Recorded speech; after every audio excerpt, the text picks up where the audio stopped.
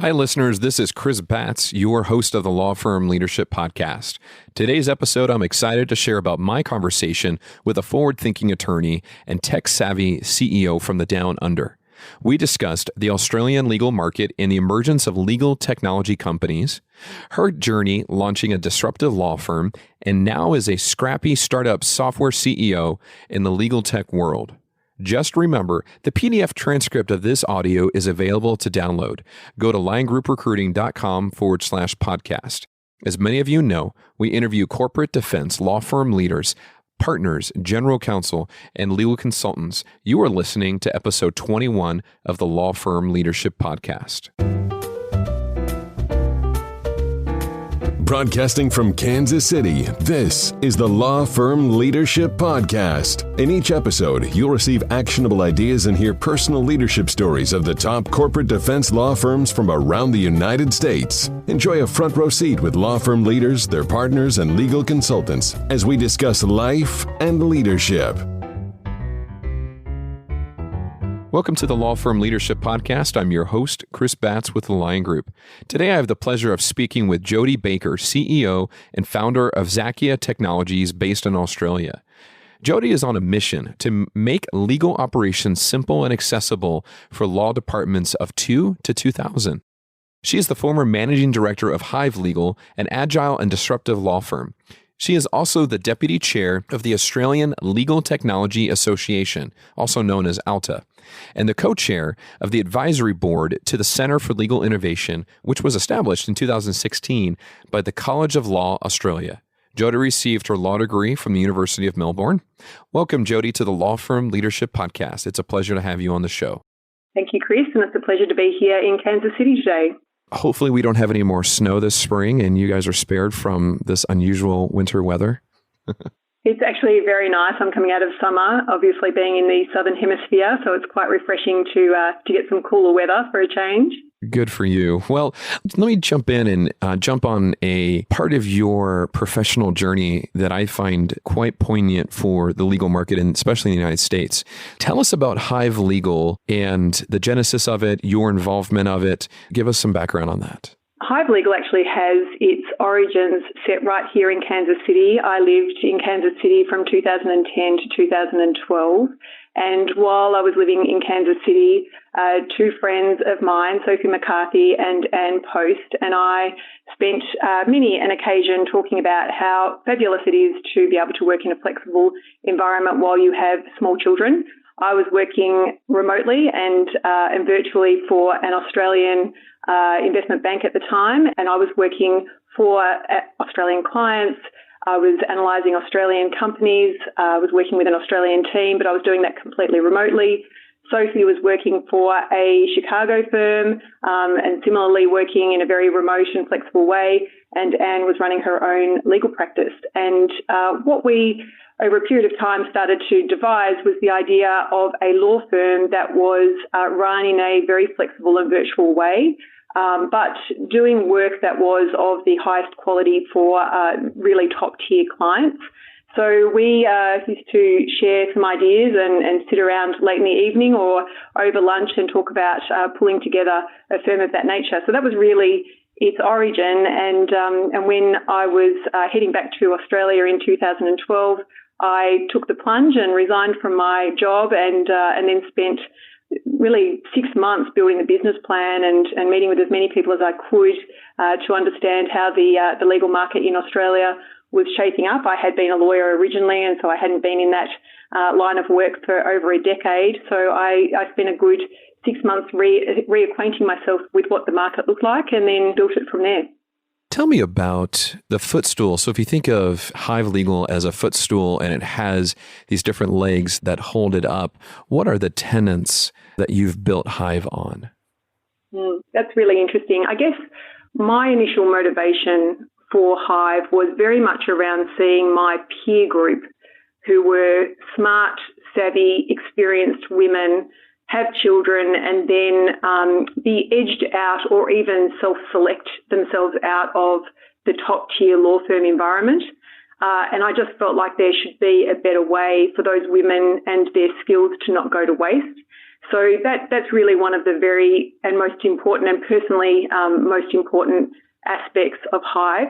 But when we were building it, what we had the opportunity to do was really have a completely blank canvas and say, well, if we were building a law firm today and we were ignoring a decade or a century of how law firm partnerships have been built, what would we do differently? And some of those things were no timesheets, for example, not billing our clients based on time, but on the value of the work.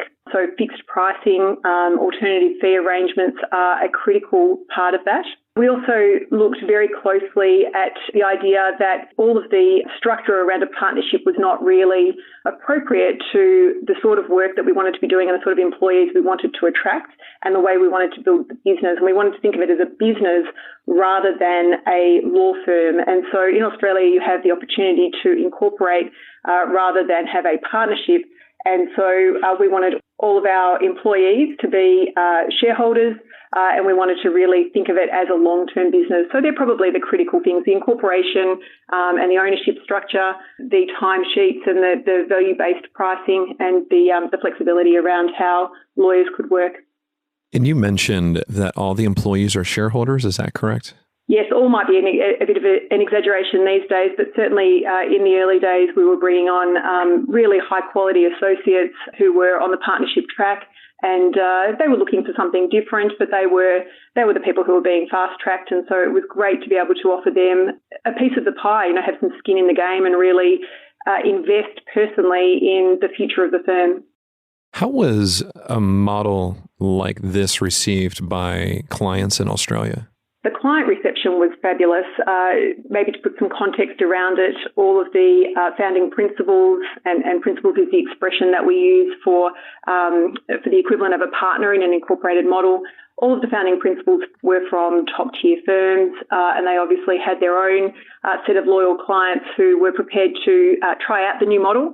I do have a very clear memory of the first day that we officially opened the doors, and one very large energy client in Australia who said, well, how do I compare time-based billing with this notion of fixed price billing? And we said, well, why don't we run two matters for you, and we'll do one based on time and we'll do one based on fixed price, and you can see what you think, and if you don't like the fixed price model, then maybe we're not the firm for you.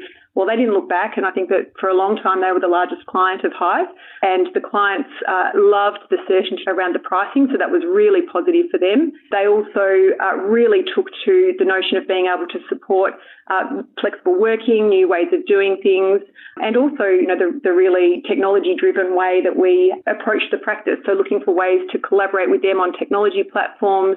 There were a lot of aspects of that were really welcomed by the clients. That's fascinating. Now, you just mentioned technology and collaboration. What does that mean in regards to clients you're working with? We spent a lot of time, or perhaps one of the other pillars that I didn't mention is that one of the elements of the business model was to outsource all of the back office. Okay. So thinking about things like technology, marketing, HR, finance, all of those things were outsourced services. So we wanted the law firm to be a law firm and nothing else. We didn't want to be distracted or weighed down by big back office structures. So we had a technology provider who did all of our IT and also provided us with a whole suite of tools that we could use to collaborate with our clients for sharing of documents, for particular matters, or even just explore some of the new legal technologies that are out there. And that particular company in Australia runs a whole law firm focused innovation group where they go out and they source legal technologies that are new and interesting, and they take them to their law firm clients and suggest ways that they can be used, whether law firms can use it with their client base to find new and interesting ways to do things. We were the first of their law firm clients, so we really went on that journey with them and really partnered with them to help find some of those great technologies. And it was a really interesting journey, to be frank. It was 2014, beginning of 2014 when we kicked off Hive Legal, and so some of those things were still very, very new. But it was a fascinating part of the journey for me. How many attorneys did you start with, or how many people? So we opened the doors with 5. Okay. By the time we hit the end of 2014, I think that number was at about 25. Okay. I'm I'm speaking a little bit off the top of my head here. By the time we hit the end of 2015, that number was closer to 40. And it has stabilised there now and consolidated a little bit in terms of the practice areas that really perfect for that model. But it was very rapid growth there for a couple of years. And where would you say headcount is right now for Hive? So I'm not involved with Hive on a day-to-day basis now. I think it's around 40 lawyers, but I could be off by 5-ish on either side. Do you guys approach how the lawyers practice differently than more traditional law office or where they work? Is that a part of the model as well? It sure is. And Hive Legal, as the name of the company, is no accident. It works like a beehive. So there is an office and a base where people can come and do their work, but they are also able to work anywhere and at any time that is appropriate to their working practices. The model is really based on the idea that you trust your staff. So you employ people who are smart and hardworking, and then you trust that they will deliver the product. Obviously, there needs to be an expectation that people will operate within business hours sufficiently that they can collaborate with their co-workers and with their clients. But overall, the idea is that you might be more productive at 2 o'clock in the morning than you are at 2 o'clock in the afternoon. You might be more productive in your pajamas at 9 o'clock in the morning rather than getting up bright and early, popping on a suit and heading into the office. And so we generally found during my time there that people liked to be in the office 2 to 3 days a week and liked to work from home 2 to 3 days a week. We also spent a lot of time at clients' offices, but there was no requirement, there were no presenteeism. That gave people an enormous amount of flexibility to spend time with their children if they were needing to do that, or aging parents, particular hobbies, other business interests. But what we found was that actually the commitment that people gave and the willingness to put back into the business and to deliver the end product to the clients was exceptional and probably even higher than what we saw in some of the large law firms. Tell me about awards. I mean, here in Kansas City or in the legal market, I've heard of Hive Legal winning awards. Was that something that surprised you? It was actually. It wasn't something that I had anticipated at all, and it happened quite quickly. The media loved Hive Legal from the first day. Why was that? I think that there was an appetite for understanding that things could be done differently. Hive was not necessarily the first of its kind. When I was living here in Kansas City, I looked very closely at Axiom and ClearSpire as two examples of law firms doing things differently, took learnings from those two companies and really shaped Hive off the back of some of the things that I was seeing here. What Australia had not quite done was consolidate all of the different learnings from around the world into one firm. And where it had done a little bit of that already, the type of work being done was very narrow. It was often in one vertical or one particular area of law. What Hive managed to do and do really quickly was get a very A-class list of clients, and the quality of the work, the transactions that were being done were really at that highest level. The media loved the notion of big firm partners who were coming into a brand new model, bringing very large clients with them, taking some risks, frankly, around things like time-based billing, taking risks around trusting your staff, really shaking up the discussion around flexible working, and not just for women, but for men too. And that was something that they wanted to look at and take a really close look at. And so we had a lot of media coverage very early on, and then that paved the way for some of the awards that followed very quickly after that. So tell me about where Xakia comes into the picture, because you had shared with me earlier that Xakia is actually a product of Hive. It is. As we settled into the latter part of 2015, so Hive had been up and running for about 18 months. I'm not particularly good at standing still, and ideas tend to swim around in my brain fairly often, and the idea of Xakia had started to germinate. I did a research project and spoke to as many in-house counsel and general counsel as I could to understand what was missing from their toolkit and what they found was irking them on a daily basis about their setup. And when the answer came back fairly consistently that they just lacked visibility within their team, so in-house legal departments were struggling with who is working on what and for whom. Even for the individual lawyers, often they would just comment on the fact that they were losing track of what they were doing, when it was required, who it was for. It really led to an opportunity with one specific client where we could build a prototype of Xakia. And so we did that and simultaneously started to build a business model for Xakia. We had 3 clients on the prototype, but the difficult thing was that as much as the clients loved the product, it did not belong inside a law firm because they wanted something that was sitting independently of that. And so they really pushed for Xakia to be an independent and separate company, and it also required, the prototype was fine as it was, but it really required its own proprietary technology, and so we spun it out, raised some capital, and the rest is history. So tell my audience, my listeners, why Xakia and for whom? So the word Xakia comes from the word Sakia. It's actually spelled with an X, like Xerox, for example. So it's a play on the word Sakia, which is a water wheel that creates an efficient flow of water. And one of the things that we feel quite passionately about is helping in-house legal departments to find more efficient ways of doing the increasingly complex and voluminous pile of work that they have. So continuous improvement and efficiency loops really drive some of our philosophies. That said, we have built a technology that we think is super easy and intuitive to use, and the idea being that you can pick it up and run with it without really any training at all. It's a super simple system, but it gives that visibility across the team about who is working on what and for whom. It automates reporting, which is something that all lawyers hate. One of my favourite lines is that I was a lawyer who became a financial analyst, and I happened to be married to a CFO. And so I know that lawyers talk in beautiful words and the rest of the world talks in charts and numbers. So we've tried to automate some of those reports and dashboards that everybody finds so difficult to do on a monthly basis. Tell me about some of the responses from your existing client base that started adopting this tool once you spun off in Australia. I mean, how are they finding that, and what kind of departments, like what kind of companies, industries, and feedback around it? So our client base in Australia ranges from everything from airlines to telcos, government, banking. So we really it's industry agnostic.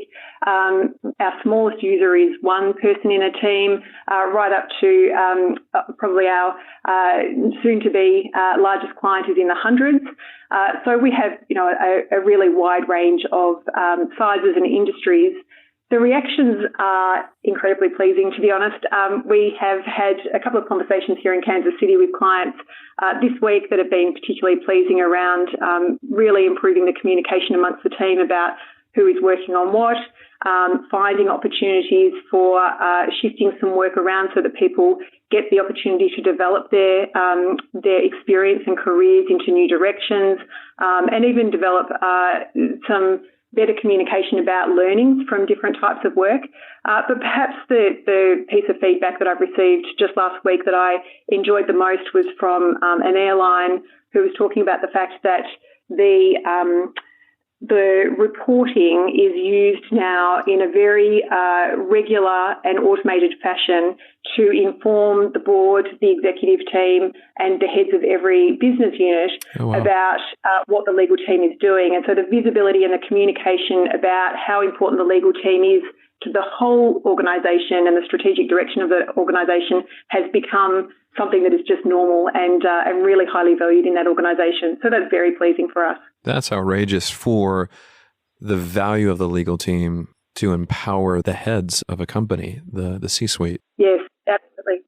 That's amazing. And I do find, Chris, that lawyers are not always very good at talking themselves up, that sometimes they don't demonstrate their value as much as they should. There's a self-deprecating approach to being, perhaps it's a personality type, but often lawyers can be a little bit backwards about how they describe their value, and sometimes it's a little bit of a black box, the art or the science of law.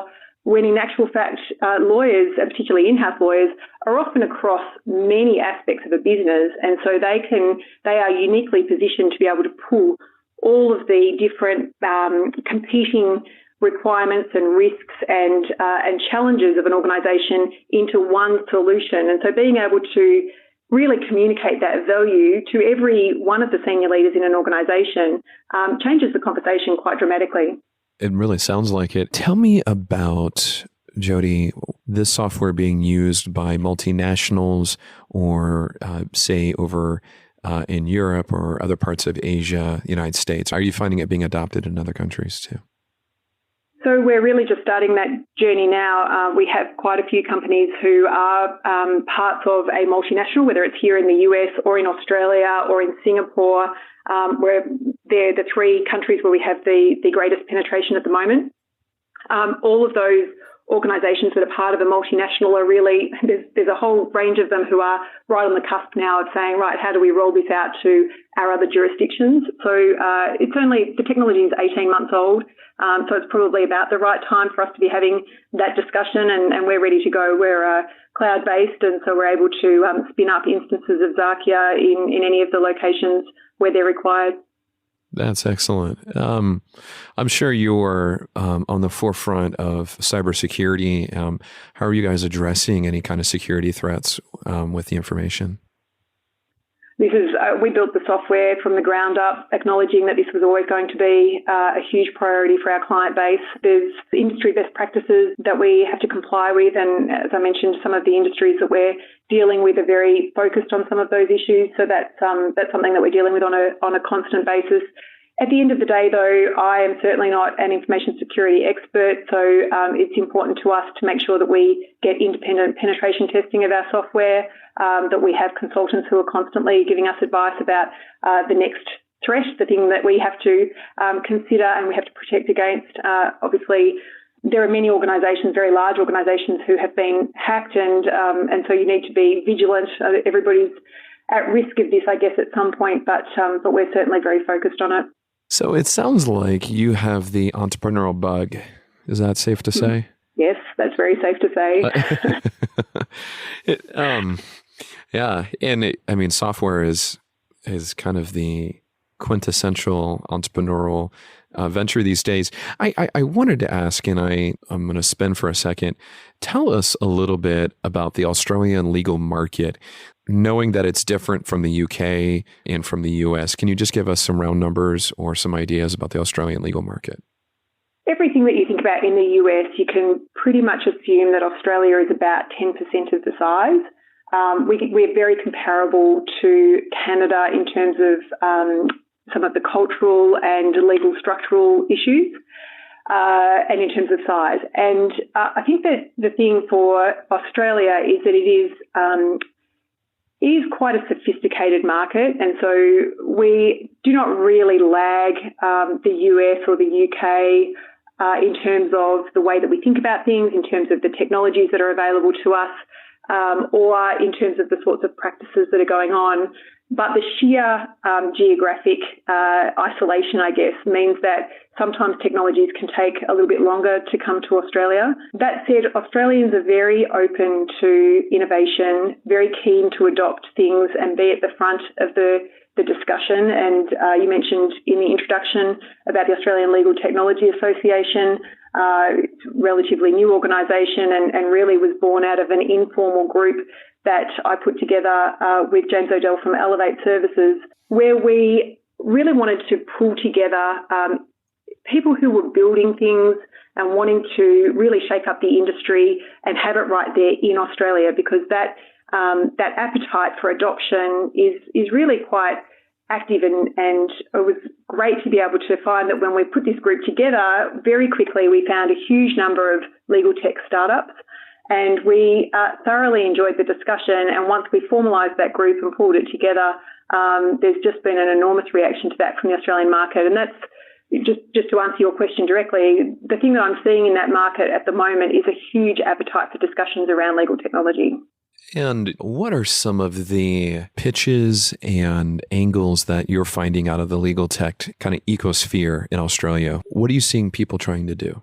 So I think that there's a lot of discussion around AI, machine learning, blockchain, cryptocurrency, but what I see most activity around is that since that SaaS, software as a service, cloud-based technologies, have made software and technology tools accessible to everybody, because we can scale down to a team of one or a sole practitioner of one, right up to teams of 2,000 or law firms of multiple thousands with these SaaS-based technologies, suddenly it's available to everybody. And I think that instead of focusing on the AI space, and we as much as anybody else know that that's where things are going and are spending some time there, but I think that where the everyday lawyer who is not technology savvy is starting to get engaged in the conversation is that tools are suddenly available to them that make their lives easier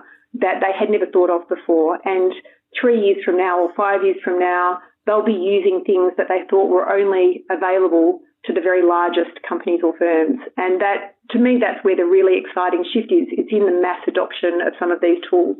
I'm going to ask a question, and hopefully this isn't a repeat of what you just said. And if it's okay, it's completely all right.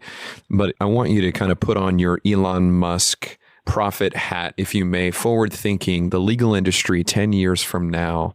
What kind of innovation, what kind of function of the legal service, the legal industry in and of itself, and frankly, the disruption that could be coming too. What do you see coming, Jodie? I will answer that, but in a slightly roundabout way. I think that the regulatory environment that we operate in, by virtue of increased globalization, is changing so dramatically, and the requirements for all companies and law firms to comply with that increasingly complicated regulatory environment means that the quantity of legal work being done is constantly increasing, and probably increasing at a faster pace than the number of lawyers who are equipped to deal with them or to deal with that environment. With that said, I think that we will see greater and greater use of things like artificial intelligence, but I'm not putting my hand up and saying that I think that there's a replacement of lawyers. I think that it is merely a tool that will be used by lawyers to cope with that increasingly complex environment. If I put my Xakia hat on and I look at where companies are going and what they're doing to cope with that, I think that what we will see are more and more tools being put out to the business where triaging legal intake will be first met with questions and answers, AI-driven, that allow the business to answer those questions for themselves, or to even generate the legal contracts or legal work themselves, so that the work by the time it gets to legal is true legal work. And I think that that legal department cream, if you like, will be about legal work, whereas at the moment there's some really rudimentary stuff that's making its way through to lawyers in in-house teams that is distracting them, frankly, from the things that they want to be doing that they've been trained to do.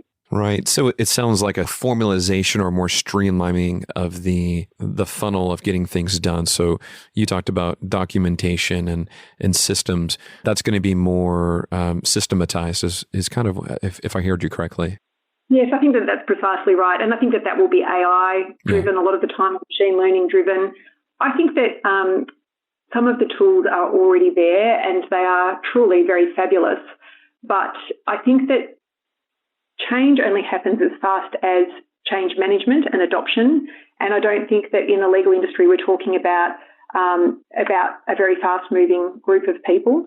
I think that on a 3 to 5 year view, I can see there being mass adoption of this cloud-based technology. In the next half or the back half of that decade that you've asked me to look at, I see there being more use of AI tools and systemization, as you rightly described it. And I think that at that point, we're probably at bursting point for the quantity of work that can be done by the lawyers that we have in the market. And so those tools will help those lawyers to cope with that increasing regulatory environment. But at the end of the day, I don't think lawyers are quite ready for AI, really sophisticated mass adoption of really sophisticated AI tools just yet. I'm looking for advice around what advice would you give listeners, particularly U.S. law firms, but even corporate legal departments, as they're grappling with the changes in the legal industry and considering innovation. So and we'll just call it service providers. So legal service providers, law firms, and various entities that do something similar. How should they look at innovation? I have a very strong view about this, so it might be a little controversial, but go for it. Lay it on us.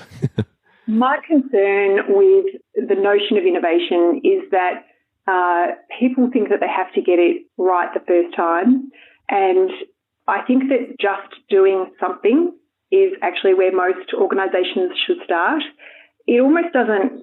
Technology in many circumstances, not very expensive to adopt now. And so you can have one or two people try out a system and make an assessment very quickly. This is good for us, or it's not good for us, or it's time to move on. But searching for the albino unicorn is probably going to take you 10 years, by which time you've tried nothing. And so no systems out there are going to solve all of your problems, but you're going to learn an enormous amount just by trying something, rolling up your sleeves, getting your hands a little bit dirty, and just giving something a go. These systems are, whether it's law, there's plenty of systems out there, and this is not a sales pitch for Xakia. There are plenty of systems out there that you can pick up off the shelf and try out tomorrow. They don't take any time at all, whether they're contract management systems, litigation management systems, practice management systems for in-house, whatever it might be. My advice is literally just give it a go. Excellent. Thank you for that. Let me ask you another question too. Who else out there, Jodie, is either inspiring you that are doing legal tech, kind of cutting edge, and also let's call it the legal tech prophets? Who else out there do you follow, whether in Australia or around the world? Wow, that's a big question. In terms of people who are doing legal technology, it's a growing pool. In Australia, there are probably two or three that I'm very close to, where we share a lot of information and a lot of ideas. So one is a company called the Dockyard, which is like a transaction management system. It's more than a deal room. It's actually a sort of a workflow tool and a completion checklist and all sorts of other bells and whistles. So they started their organisation at a very similar time to ours, and we're on a very similar journey. And doing these things from Australia, but selling into the US and the UK and doing an exceptionally good job of it. So Stuart Clout is the founder there, and I spent a lot of time with him, and he's very impressive. And then I look at Stevie Giassi. He's also in Australia. He's running a company called Legaler, and he's using the cryptocurrency technologies to build what's called Legaler Aid, which is about using cryptocurrency to get legal funds to organisations who need it without it having to touch all of the other layers of administration. More money gets through to the people who need it, which I think is just absolutely fabulous. And driven by motivations that are quite different to building things for law firms and in-house legal departments. So that's in Australia. We see quite a lot of groups in the US who we are interested in and collaborating with in various ways.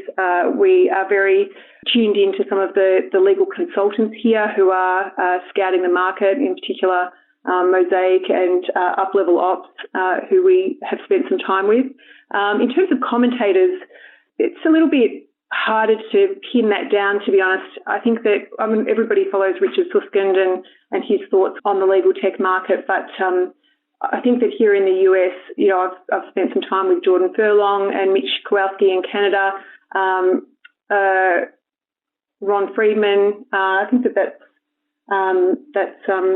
probably covering the field, but I think that there's not one who springs out at me. Just a minute. Yeah, thank you. And definitely everyone's heard of Richard Susskind and Jordan Furlong. Mm. Okay, very good. I want to shift to where I normally do in our podcast when we talk, and I just want my audience to get to know a little bit more about you personally, Jodie. One question I want to ask is, what's on your bookshelf? What are you reading right now? I don't get a lot of time for reading. Unfortunately, when I read, it tends to be in very obsessive, compulsive, fast fashion whilst I'm on what we would call holiday and you would call vacation. Yeah. But instead of reading, if I'm looking for some downtime, I actually write, and I write novels. Oh, you write novels? No way. Only for myself. You will never read them, so they'll never sit on your shelf. Are you kidding? What genre of nonfiction or fiction do you write? I'm curious. It's fiction. It's very hard. People ask me this question often. I don't know that it actually has a genre as such. It's the book that I'm working on at the moment is a story about three people who are considering their place, how they would like themselves to be understood by the world. Okay, very good. It's not about like teen, vampire love stories or something like that. No. Sadly, I've never read that series, but no, it's not. Well, sadly is okay. You don't have to. So, okay. Maybe my children will read Twilight at some point and I'll have to catch up, but I have not, unfortunately, had the time to look at that. Yes. I'd have to admit that I have not yet either. Although I have touched some of the other teen world Hunger Games I have graced myself with. I don't know if you've read Hunger Games before. I've read The Hunger Games, Divergent, the Delirium series. I think I've done most of those, but I tend to read them in blocks. I think that I holidayed in the south of France with a good friend of ours a few years ago, and I think I read the entire Hunger Games and the entire Divergent series in the space of a week. So that's the sort of reading that I do. That's impressive. And you rest. That's restful. Maybe not if I stay up until 2 o'clock in the morning reading them, but yes, in theory. Well, I have a recommendation for you, and then we'll move on. The next one in kind of that same world, because I've read several of those as well, is Red Rising. Right. If you have not read it yet, you should look at it. I'm heading to Japan with the same group of friends in July, and so I will download that onto my Kindle. Very good. Yeah, it's a very good book. Okay, so I guess... you kind of alluded to this already, but assuming you don't work 24 hours a day, how else do you spend your spare time? I do, unfortunately, work far too many hours. So I usually get up at about 5 and spend a couple of hours liaising with Ann Post, who runs Xakia here in the US. And then I spend about 1 hour trying to get my children out of bed and off to school, and then I work obsessively until they finish school for the day and spend a little bit more time with them and then back on the tools. So it doesn't leave a lot of spare time. Until quite recently, I played soccer once a week, but I'm struggling to find that time too. So I'm sounding like a workaholic, and that would be because I'm running a tech startup. Yeah, it sounds like a normal life of a CEO of a tech startup. It's probably not conducive to a lot of hobbies, unfortunately. But, so we had a debate recently about whether work could be a hobby, or if you aren't working, if you love what you do. I really do love what I do. I really enjoy. I love jigsaw puzzles. I've always loved jigsaw puzzles, even when I was a child. And I think about this as very similar to a jigsaw puzzle, where you have to put the frame together first, so you've got the foundations and you know what you want it to look like, and then you have to make all of the little parts, the flower over in this corner and the building over in that corner, and each piece comes together. You have to understand, the technology, obviously, the marketing side of it, the sales process, the finance, the corporate structure. There are so many elements to building not just a tech company, but a business, and I quite enjoy watching all of those pieces of the puzzle come together.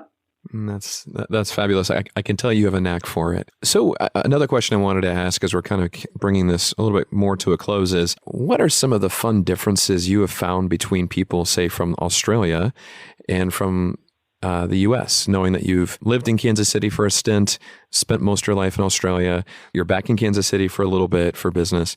I just wanted to hear your perspective on the differences. Probably one of the most profound differences, and the reason why Hive Legal got off the ground, is the sheer enthusiasm of the American people. When I started thinking about Hive Legal and the idea of a completely virtual and flexible law firm, and spoke to people while I was living here in Kansas City, the reaction was always very positive. Wow, that's fantastic. Tell me more about it. How can I help?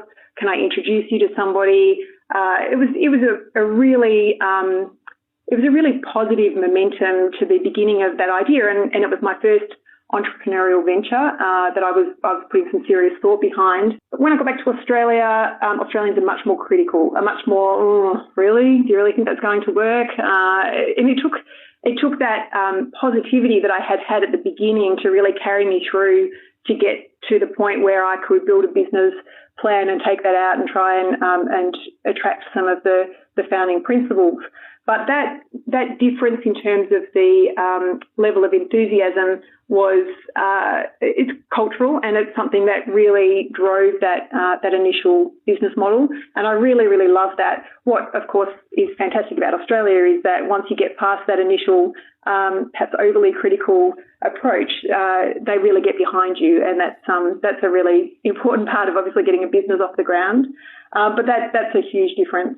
Other than that, all of the words that I could point out are different. My colleague Anne and I are always laughing about the way that I say certain things. I say literally, and it should be literally. So I'm always having to correct myself and make sure that people understand my accent. But otherwise, I could go on for a very long time. I think about the differences between the two countries, and I love them both. This is like coming home to me. Oh, that's wonderful. Let me ask kind of one final question for you is, who has inspired you to take these entrepreneurial leaps in your life? Without question, that's my husband. He has a very demanding job himself, and he travels an enormous amount of the time. And we have two children who are 11 and 14. So when I have finished building Xakia and hung up my boots, I'm going to write a fabulous book, and it's going to be called How to Build a Multi-Million-Dollar Business in the Cracks of Your Husband's Career. And it's going to be a bestseller and make a fortune and really hang up the boots then. But he has never wavered from saying, you can do this, we can make this work. Yes, it's tough. No, we don't get enough sleep. We probably don't see enough of each other, but we can do this. And he's always pushing me to find that next little bit of energy and never stop. And even the financial risk that we take over and over again with these sorts of things is something that he's on the journey with. So he's been an incredible support. Yeah, thank you, Jodie, for sharing that. And Jodie, thank you. It's been an honor and frankly a pleasure to have you on the podcast. Thank you for your time today. Thanks very much for having me, Chris. It's been a great discussion. Thank you, everyone who listened to this episode of the Law Firm Leadership Podcast. If you have questions or would like to recommend someone to be on the podcast, please email them to podcast@findthelions.com. If you like this podcast, leave a review on iTunes. To share our podcast, listen to more shows, or to read the transcript of this audio, go to liongroup.recruiting.com/podcast. Thank you for listening to the Law Firm Leadership Podcast. This podcast is for education purposes only. This content cannot be used for commercial use without written permission from the Lion Group. If you like this podcast, leave a review on iTunes.